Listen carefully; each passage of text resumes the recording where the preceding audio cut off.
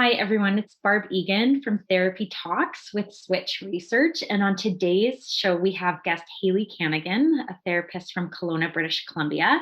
And we get to talk on anxiety and purpose using a top-down approach. So going to the cognitive side, and a bottom-up approach, meaning utilizing our body and using skills like that, like meditation, connecting the mind and body, making sure our physical needs are being met, such as eating well, sleeping, nutrition, and how that impacts our mind and our state.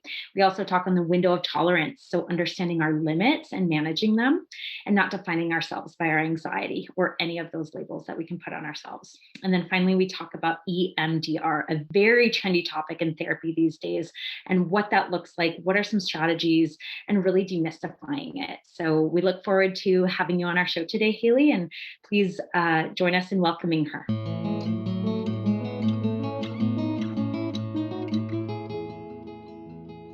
So Hailey, you're a therapist in Kelowna. Tell us a little bit about you, what you like to work in, how you even got into therapy. Yeah, for sure. I think my family has always been very socially minded. So both my parents were probation officers. My sister became a social worker. I was like, I know I want to go to school. I know I want to do something helpful to the world, and I wasn't quite sure what that would be. I thought might be a librarian or all these different professions, and so I ended up doing a bachelor's of sociology and psychology.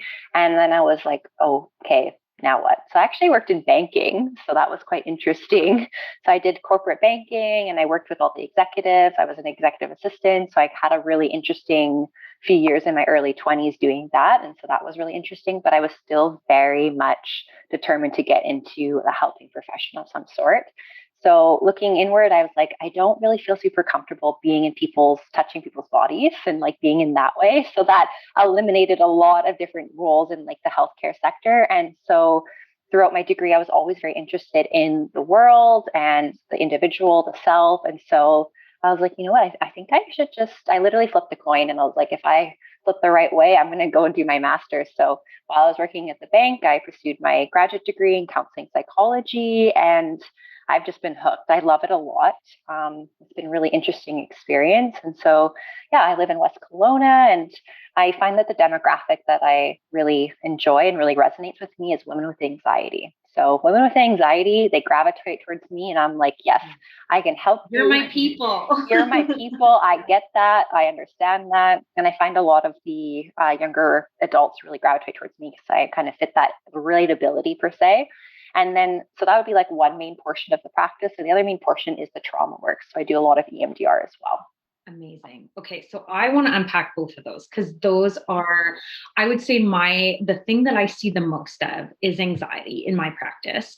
And then at the university level. So like the next generation that's coming up, number one thing by far, anxiety. And I think anxiety hits every single person differently, but you're right. There's something about women too. And I think at times, like maybe we're more susceptible or we just talk about it more if we do. And I love that you've really noticed that. And like, yeah, like a shepherd of, hey, come here, you're safe here. And so often anxiety and trauma can go hand in hand. So let's unpack the anxiety first, because that's a big a big common one that most of us see or experience. And then the trauma piece, and especially EMDR, because that is trendy. I have 2 therapists on my team that just solely do EMDR therapy. That is all they like to do. And so many people are like, they're learning more about it. And so to unpack that. So going from corporate banking to masters in counseling psychology, getting out and practicing, and anxiety. Tell us kind of what you see, what kind of demographic, like you said, but then what kind of approaches do you like to use for anxiety? I just feel like with every client, the first step is always awareness. And then the second step is wrangling the emotions. Because if we can't manage our emotions, we can't go deeper and really get into some other things. Right. Yeah, that's such a good point. Like that was like a light bulb. You're like, oh yeah, that makes sense. If I'm not aware of it and I can't really manage it, then no wonder I can't go deeper. And we're walking around with such low emotional intelligence. Or a lot of people I hear, I want to process this, or I feel like I should be processing this, but I don't even know how. And I'm a supervisor with the university, so I oversee the graduate students, and we see thousands of university students. And that is like what we hear on repeat. And so our team was reading this book called Coddling the American Mind by Malcolm Gladwell.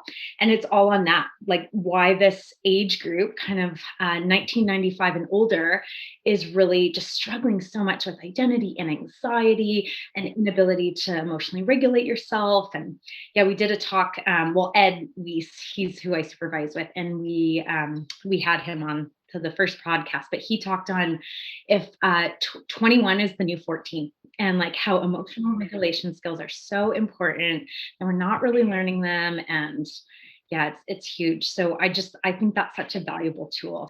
For sure. I really like to go from this idea when I meet a person or a client and I go, okay, so what will best resonate with them? Are they more of a top-down approach, which would be the cognitive pieces, the challenging of thoughts, really much those awareness pieces, everything that's internal from the mental piece, like in the thoughts, or are they a bottom-up approach person? Do they need more body-based stuff, such as like meditation, yoga, movement, or the EMDR, for example? So I find that a lot of young women who come and gravitate towards me, they come in there and they're sharing what's going on. And I just go, do you mind if I just throw out an idea and see if this resonates? They're like, okay. I'm like, I know this is the first time I met you, but I'm like, do you feel as though your anxiety would decrease if you knew who you were and what you were meant to do? And they're like, yes. It's that identity piece, because a lot of that anxiety encircling in that university stage or early adulthood is, who am I? What am I supposed to do? How am I supposed to feel self-empowered? How am I supposed to be self-actualized? How am I supposed to afford a home in the Okanagan or do this or whatever it may be? And so a lot of it is linked to that confidence, self-esteem, self-identity. And that's where all of those like psychological symptoms like racing thoughts, the increased heart rate, all of the symptoms of anxiety seem to increase. And so I find that like that is generally like the key to unlocking it. So then I tell them, okay, this is what I think we should do. Number one, let's create awareness for your experience. Number two, let's learn how to regulate it. And let's figure out like why on a deeper basis you don't feel like you know who you are, right? And I kind of bring a lot of women through that process, and that seems to give them a lot of relief. Amazing. So I would love to hear that process, because I think at one point or another, who doesn't wonder, who am I? What's my purpose? And if we knew that, if we were living more life on purpose, our anxiety just naturally decreases. And so I would love to hear what you do with those women. Those are tools for all of us. Like maybe there's some take home tools, but two, I just wanted to touch on that top down. So the cognitive or the bottom up approach, the body and connecting the mind and body. I love that. Are there any telltale signs, like when someone walks in to talk to you, or if you're doing it online, how do you know? Like, how do you help them connect? Like, what is going to be the best approach for you? I think that for number one is acknowledging any stigmas they have. Because sometimes if I say, let's do meditation, they're like, oh, that's so hokey, or like they have a little bit of it, excuse me, a negative judgment on it. And so then I go, okay, let's go into a thought-based approach. So I kind of explain like a cognitive skill of like challenging your thoughts. So they might think like, I can't fit in a social circle. So I go, okay, well, why? How important will this one social interaction matter for you in 5 years from now? So I bring them through all of that. And if they seem to find it helpful for them, then I know that maybe they align really well with the cognitive piece. But if they already have that stigma against the meditation, that also pushes them there. But say if they come in and they go, I am anxious and I notice I'm thinking this, this, and this. I'm like, wow, there's already a lot of cognitive awareness happening there. So maybe they need a little bit more of the body-based approach. And I also, with every client, go, are your biological needs being met? Do you exercise? Do you eat well? Do you sleep? Like, I think that a lot of times in like the psychological field, we really dive into like the psychological or social pieces. But I'm like, we're meant to move. We're meant to have a good sleep. We're meant to have good nutrition. So the first few steps are kind of just really listening to the client and seeing how they present themselves, and then also doing that little bit of biological assessment of if their biological needs are being met. Oh, I love that. That is so tangible, but so personal. And it is so true. It's like, and when I describe it like that, most of the time they're like, oh, my doctor says that, like how it's important to eat well and get enough sleep and move my body. And I think we maybe overuse it, or it just doesn't hold the depth, but you're right. It does. Like when we move our bodies, it recalibrates our mind and our body. It helps connect the nervous system so we can actually think straight and regulate our emotions and our thoughts. Everything's worse on little sleep too. That's just terrible. And then all this new research, say the last 5 years in particular, it's like the gut is a second brain. So no wonder how nutrition and what you're eating plays a huge role in inflammation and causing increased anxiety or anything like that. So, Exactly. For sure, definitely that connection. And I really use a lot the infographic from on the window of tolerance. So that's like a huge one that I use. And I always try and normalize their experience. I'm like, do you recognize when you're in that volcano stage, that hyperactivity, the hyperarousal, where it just feels like one little thing's going to set you off and it's just too much and that really high intensity energy. And then we kind of talk about the other end, the iceberg, the dissociation, the numbing or the zoning out, right? And so I teach them like you may need different skills for where you are at your life in that moment or how you're feeling and what we need to do to get activated or to soothe again. Right. So could you give us an example or kind of walk the listeners through the window of tolerance? Because it's such a great tool of, let's say somebody comes in with anxiety, kind of what you're describing, what's my purpose? I don't know what to do. And how would you use that tool with them? Yeah, for sure. So for example, I'll give them like a metaphor. I'm like, have you ever like had a really bad sleep, you burn your oatmeal and then you get a parking ticket and it's just, that's it. You can't handle it. It's meltdown, even though it's like, it's only $30. It's not that much, but like, like that's just the breaking point. And I said, that's because your window has already shrunk because a lot of your needs weren't being met. And now let's add in all the other things that are happening in life, financial, social relationships. So if your window is really, really small, you can't tolerate very much. And so it's very likely that you're going to jump out of that window into that hyperarousal state where it's a volcano and you can't handle it. When we're in our window, we're digesting, we're feeling at ease, we feel like we're able to manage things, we feel balanced, our nervous system's at a regulated state. It's like life like at the beach, we just nice and easy and breezy, right? And so we want to be in that window. But when it gets really, really small, that's where we jump out of that window. But I also tell them that sometimes that really activated state is too much to handle. So then we flip to the other end of the spectrum where it's like that zoned out iceberg kind of numbing phase where we can't really feel our feelings, time kind of goes missing, and that's that really low hypoarousal state. And so I say to them, it is normal to be in both those states and to cycle back and forth between the two. So we're going to need to find the skills and things that really resonate with you to help get you back into your window. So I say, if you're a volcano, what do you need? And they go, well, to cool off. I'm like, exactly. So we need something that's going to be calming. And I'm like, for example, breathing, some nice slow, deep breaths, right? Or taking a few minutes to sit down and just calm the body. Maybe doing some journaling, or sometimes exercise can also be a calming thing. If it's a nice like yoga or a walk or being in nature, it could really vary. So the other piece then I say is, okay, so if we are an iceberg, what do you need to do? We need to warm up, right? So we need to get activated back into the window. So we need something that gets our body really more into our window. So I say that usually the best way to do that is through your senses. So I say that sometimes if we're really zoned out, smell something delicious, that will wake you up, or a shower of the right temperature, or sometimes that high intensity exercise can also be really regulatory. And so I kind of just bring them through that explanation of we want to be in our window, right? But those two other states really happen when we are dysregulated and we have too much that we can't handle. And it's normal because every human being can only handle so much. Yes. And every window is a different size too. And our windows can grow. And I love that. The hyper arousal, hot like a volcano. We want to jump out of that window.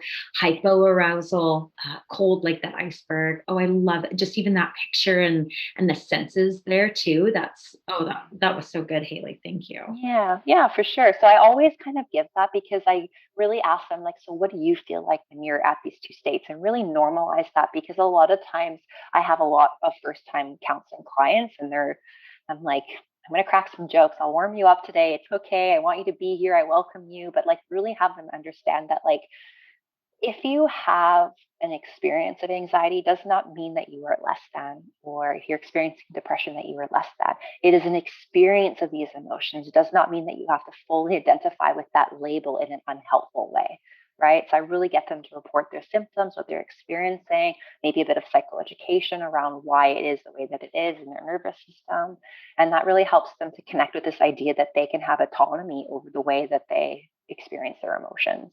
Yes, that's so good. Because I think that it often is a trendy thing right now of depression, or I'm depressed or anxious. I've had someone say, I'm just a naturally anxious person. And I was like, I'm going to invite you to question that. I don't think you are.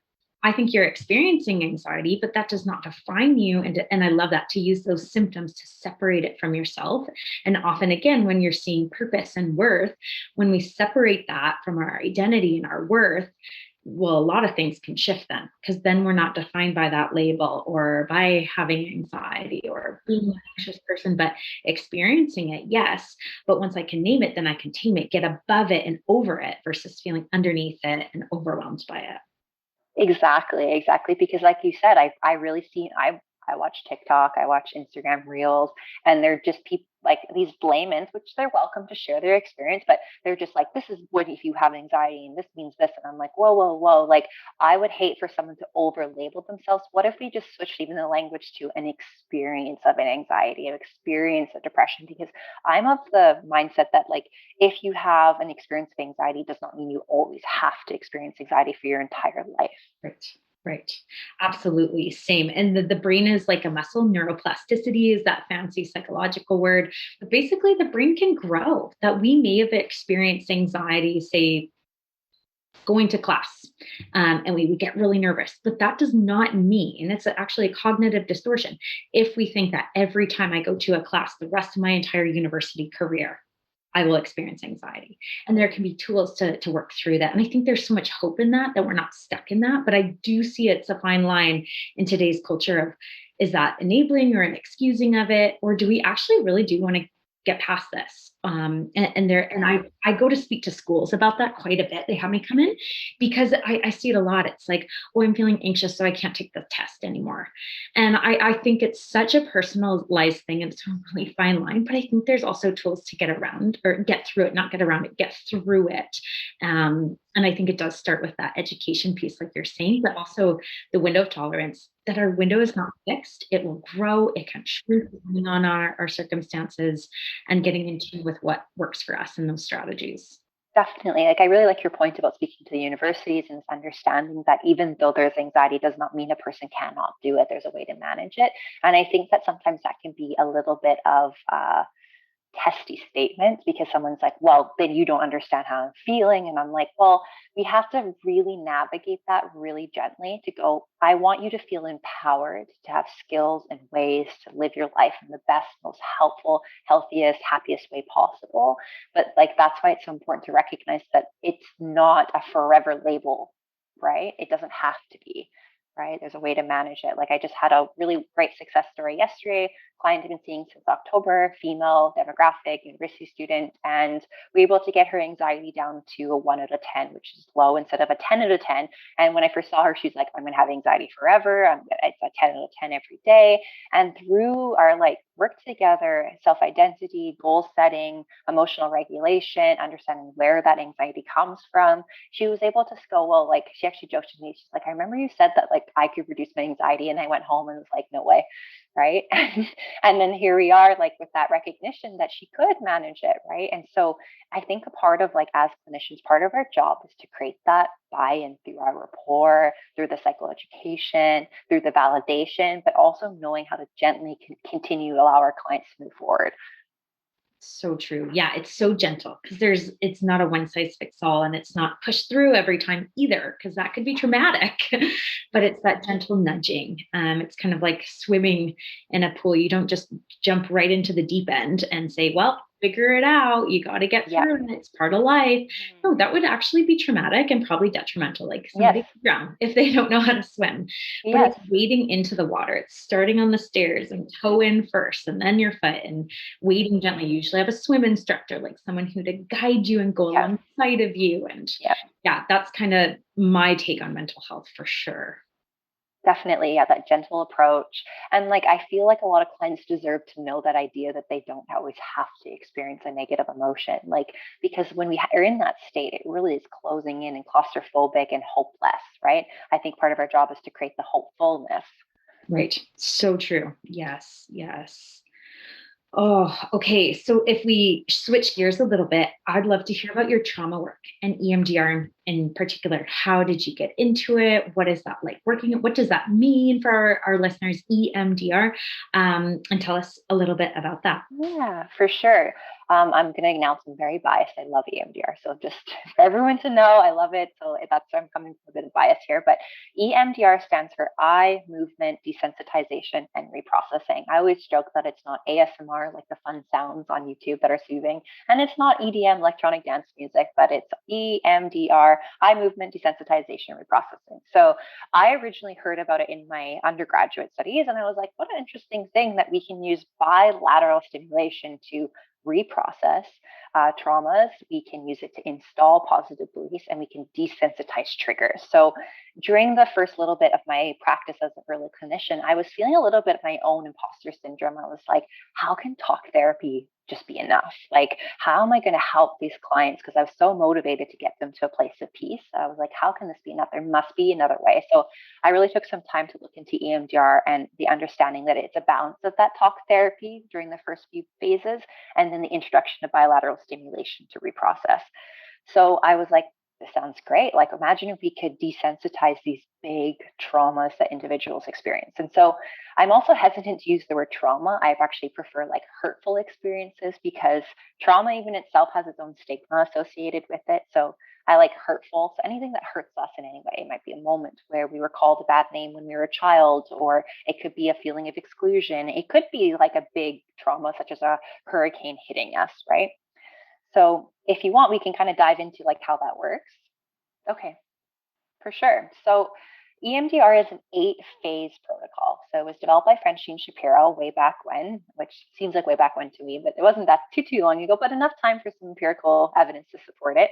She noticed that when one of her clients was recounting some of the trauma, as she looked back and forth, the client was able to recount the trauma with less intensity. It felt more calming for that client. And so she looked into eye movements and started to develop the protocol, where she realized that through bilateral stimulation, it's able to bring down the trauma and the body sensations associated with that experience. So the first few phases of EMDR focuses on your clinician getting to know the client, doing history assessments, doing some assessments for dissociation, making sure that they can hold dual attention, meaning like one foot in the present, one foot in the past, and also like one part of the brain focusing on the trauma, and one focus on the bilateral stimulation, whether it be eye movements or tappers, so like buzzers, or it could also be sound or tapping. There's a lot of different modalities to make it very accessible.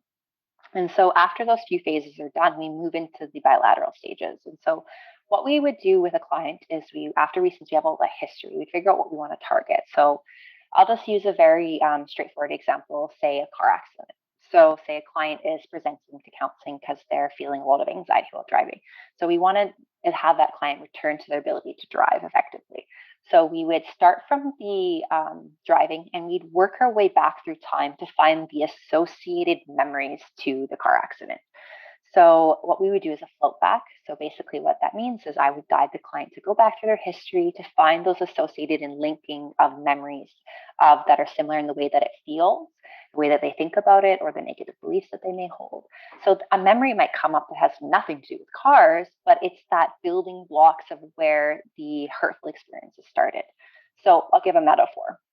Say we have a wonderful green grass, and this client's living their life really great, but there's one dandelion in their grass, and that's that car accident. It presented them to themselves as this really kind of destructive or unhelpful block in their life. So with that dandelion, we might just want to process just the dandelion head, but we know, as all of us who have green grasses, if you just pluck up the dandelion, right, there's still going to be the roots, and the dandelion will regrow. So the float back, what it allows us to do is to go beneath the surface of the dirt, find all of the roots of association, and reprocess them. So we always reprocess the earliest memory in a person's life, then we always reprocess the worst, and we always reprocess the current, which would be like the car accident. So that's kind of how we set that up. So then say we're at the car accident reprocessing. So the client would think about that car accident, and we would pair it with the bilateral. And what that bilateral does is allows the client to regulate through deep breathing, or use the bilateral as a stabilization. And I'll just be very honest, we don't actually 100% know why bilateral works. We have the theories behind it, but it helps that client to see it differently, because they will have an unhelpful learning from that car accident, like, wow, I should have driven slower. I can't believe that person hit me, and it helps them to shift their perspective on it. And so they might see that car accident as like, wow, I'm so happy to be alive and be present in my life. So that big shift can kind of happen, and it takes away that negative belief and kind of soothes the body through that experience. As you're talking, I'm just like, I think, couldn't anyone benefit from this? Or are there certain people that really benefit more from EMDR? I find that individuals who are much more, like we said, like the top down approach, a little more cognitive, I personally find them a little bit more challenging because they're a lot more in their head. And that EMDR is that bottom up approach, so that they generally need to take a little more time to sink into their body. That's where those first few phases of EMDR come into play to help more of the cognitive people. In my opinion, I think anyone can use it, but part of the first few phases is to assess a person's readiness. So I think that it's applicable to everyone. It's just about sometimes it does take a little bit longer before we get into the bilateral piece. And could EMDR be used for, say, anxiety, not just a hurtful experience or a quote unquote trauma?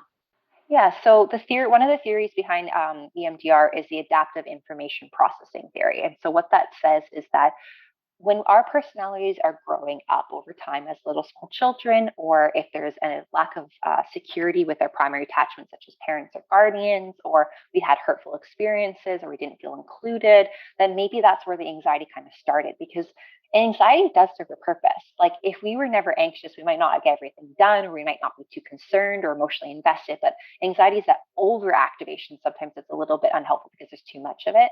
So we can use EMDR with anxiety, because part of what I do is go, okay, now that we've learned how to emotionally regulate, right? That's great. Coping skills are always useful. We always should have coping skills. But what if we could reprocess some of those hurtful experiences from the past that made you maybe question your self-esteem for social anxiety, or made you fear needles, or made you fear a car, or whatever it was, so that that is no longer a building block that's leading you to the present day anxiety that you're experiencing. So yes, I would say so.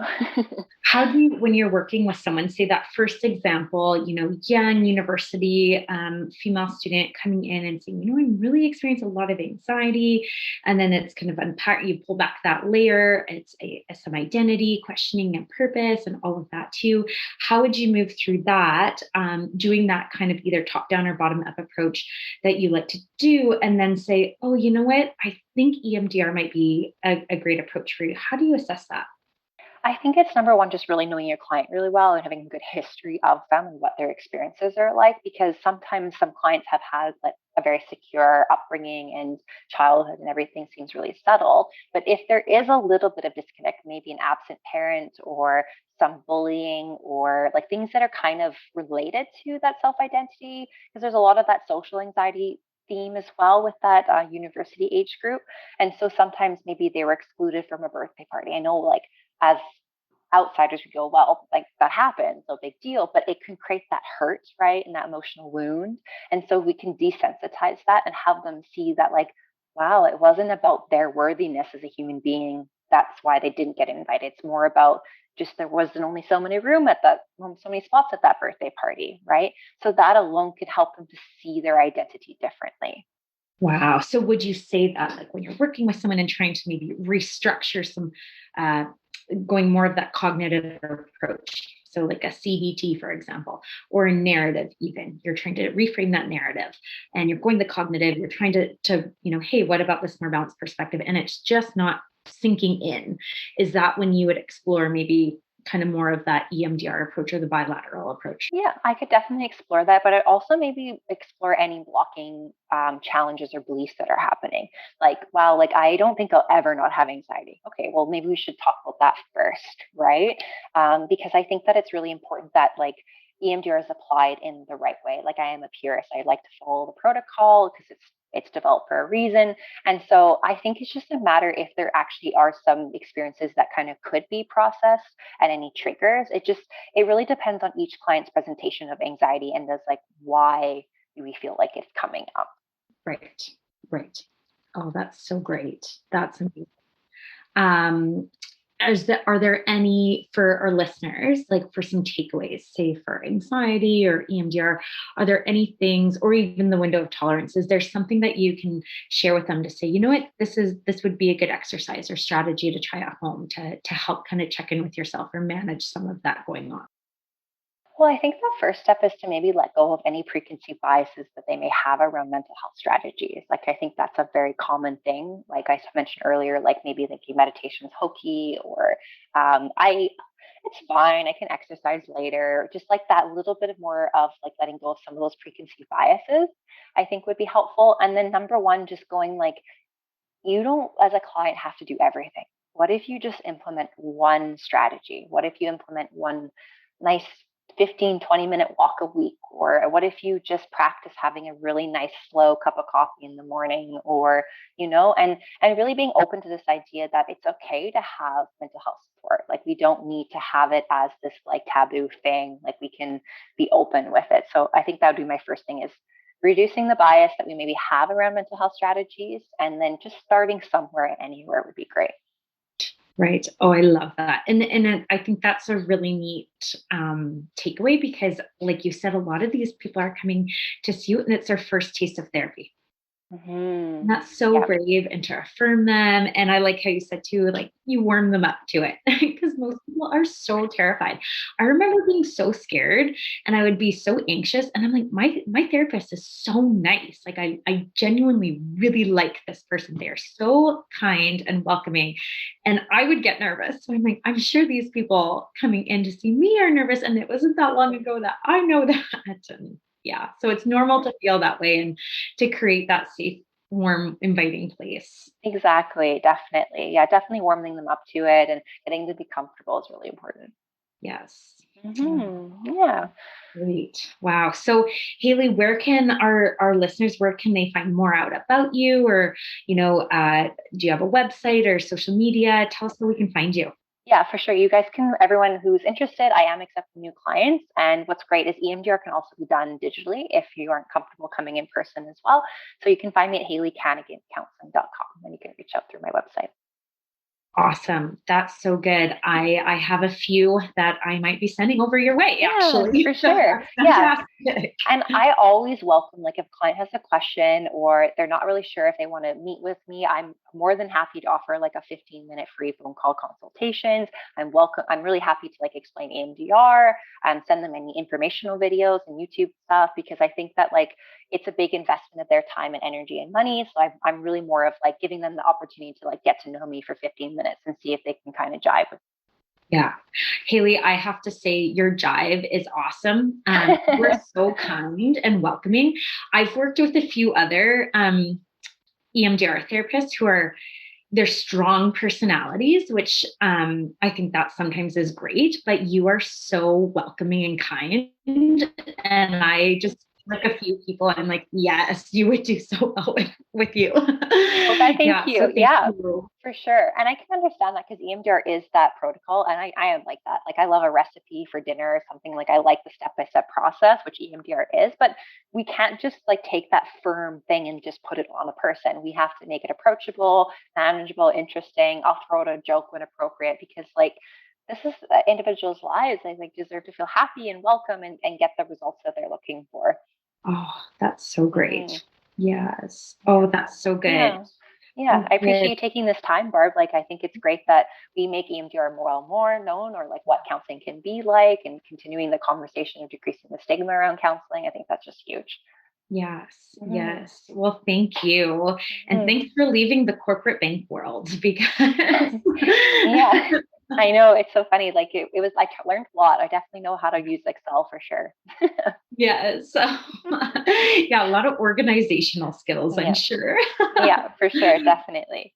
Yeah. Oh, And I'm awesome. actually pursuing, this is my little puppy Luna here. I just got her a few days ago, but she's going to be our little therapy dog in the future as well. So she's going to join me in my practice when she grows up a little bit. So That's awesome. I have a yeah. Bernese Mountain Dog therapy dog. Yeah. Aren't they wonderful? Such They're a nice amazing. present. Yeah. His She's name just is like, I'm Molson. sleeping. I'm sleeping. Yeah. So cute. They are. It's so amazing because it's like, I mean, we co-regulate as humans, like when we talk to each other and are just around each other. But there's something so powerful. And we know in the brain, oxytocin's Yes. produced. It's Yes. that calming, beautiful, you're just petting this dog. They're so non-judgmental and just amazing. Oh, Yes, awesome. exactly. It's the Yeah. best. That's why I'm going to bring her into my practice in the future. And I'd love to do some, because even like if we could do some walk and talk counseling, you get a lot Yeah. of bilateral stimulation just by walking, right? Right Yeah. foot, left foot. And like when you Yeah. talk and walk, it can be a Yeah. really good way to regulate. So Yeah. that's the dream. That's what I do. It's so great. And you get to Yeah. walk the dog. Yeah, exactly. Exactly. Yeah. Oh, that's awesome. That's so exciting. Oh, well, Hailey, thank you so much for your time. Thank Thank you so you. much for you just were so well spoken and your examples of, I love the window of tolerance example. I think that's so handy for all of our listeners and just the insight on anxiety and purpose Yeah. and EMDR. So thank you so much for Yeah. coming on and Thanks so thank you much. again. Yeah, for sure. Thanks.